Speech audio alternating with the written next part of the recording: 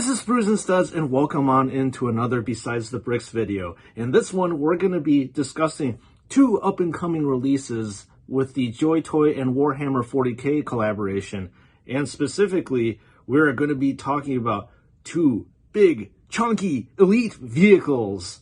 Well, they're more like robots than actually vehicles. So we're talking about Dreadnoughts.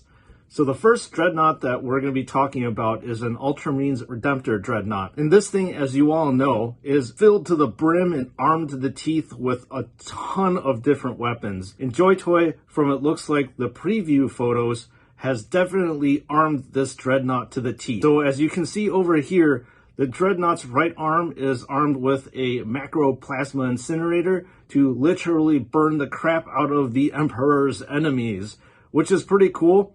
I myself actually prefer the Onslaught Gatling Cannon, or actually the Heavy Onslaught Gatling Cannon, but I'm always a big fan of assault cannons. That's me in the game, but regardless, the Macro Plasma Incinerator is pretty cool.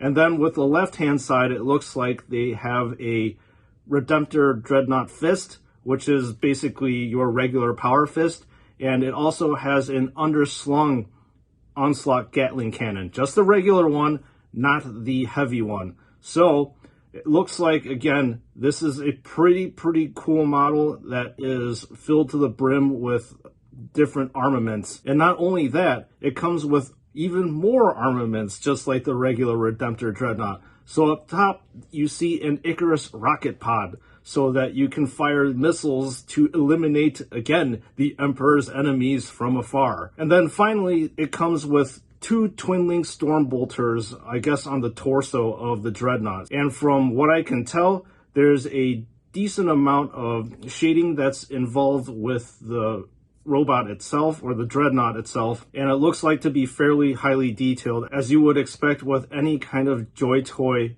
figure. And you would also expect full range of motion and extreme posability. So I am actually pretty excited with regards to this Redemptor Dreadnought. I'm kind of wondering if you have the capability of swapping the armaments in and out. So like I said, in the game itself, you're able to swap out the Macro Plasma Incinerator with the Heavy Onslaught Gatling Cannon. And then the Twin Link Storm Bolters, you can technically be able to swap out those things with the two Fragstorm Grenade Launchers. I don't know if they're going to be able to do that or include it, but it also would be cool.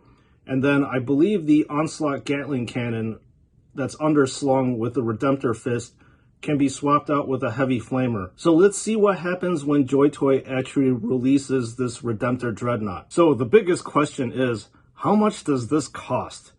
Well, I can say that it's not cheap. In fact, these things, as you know, cost an arm and a leg and maybe a kidney that you have to donate. So I've been looking around these random websites, and from what I can see, your average price of entry is anywhere between $175 to maybe around $200, which is a pretty tough pill to swallow. I don't know if it's really worth the price of admission, but we'll have to see how good this thing is. I wish I really had the Invictor Warsuit again, so I could see, hopefully, the quality of it and compare it to see if the Redemptor Dreadnought is actually worth the cost of admission. But for right now, the jury's out on this one. So the second Dreadnought is actually a Space Wolves Venerable Dreadnought, and I'll be honest with you, I am very rough with my lore with Space Wolves, especially the armaments, so take it easy on me. So this thing is obviously based off the regular Venerable Dreadnought that the Ultramarines as well as your vanilla Space Marines have, except that this one is pretty special in that it is an extreme hand-to-hand close-range combat Dreadnought. So in the right arm, it is wielding an Fenrisian Great Axe, if I'm not mistaken. And in-game, it's actually pretty cool that now you have two attack profiles. One, you can do a sweeping arc to actually eliminate more enemies, and the other one, you can do like a gigantic cleave over the head to take out gigantic bosses or Chaos Knights or whatever like that, which is pretty cool. And then on the left-hand side, I believe is called a Blizzard Shield. And I actually did not know that Venerable Dreadnoughts, especially the Space Wolves Venerable Dreadnought actually has something called a Blizzard Shield. But regardless, it is a very, very highly detailed Dreadnought, as you would come to expect JoyToy to manufacture.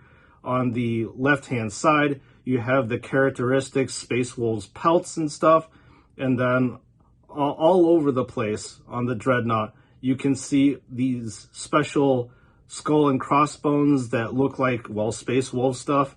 And you can see some teeth on the left-hand side of the thing. What can I say? The Dreadnought is just absolutely bedecked with Space Wolves iconography. Unfortunately, I'm not a Space Wolves fan, but I definitely appreciate the quality and the creativity that comes with it. Now, I'm not too sure whether you're going to be able to swap out armaments. As I said with the Redemptor Dreadnought, it would be cool to see, I don't know, this probably goes against Space Wolves lore, but like a twin-link las cannon or something like that. But it appears from the pre-release pictures that it does not come with any sort of armaments. It's literally WYSIWYG. I know that Space Wolves fans definitely would be very happy to see it, and it's a nice addition to the rest of the Dreadnoughts that have been added, just like the Venerable Dreadnought that's coming aboard, as well as the Blood Angels Furioso Dreadnought. So this is a very, very welcome addition. Both of these things will be released sometime in July. I'm not 100% sure when, but when it comes, hopefully I will be able to pre-order it and then review it with you guys. Finally, what is the cost of the Space Wolves Dreadnought? Not very cheap again. We're looking at anywhere between about $125 to about $150 for this thing. I wish that I would have a frame of reference to tell you how cool it is, but JoyToy, as of right now, has not released any sort of Dreadnoughts. I believe that the Venerable Dreadnought should be coming pretty soon, so at least when that rolls out, there will be a frame of reference. So this is Spruce and Studs, and I hope that you enjoyed this little preview video of what's coming aboard. I definitely will be talking about more JoyToy as well as in upcoming releases, and reviewing more JoyToy as well as Warhammer related action figure that are coming out. So it's going to be a very exciting time, and I think that JoyToy and Warhammer collaboration is going to keep getting deeper and deeper, and we're going to get higher quality models.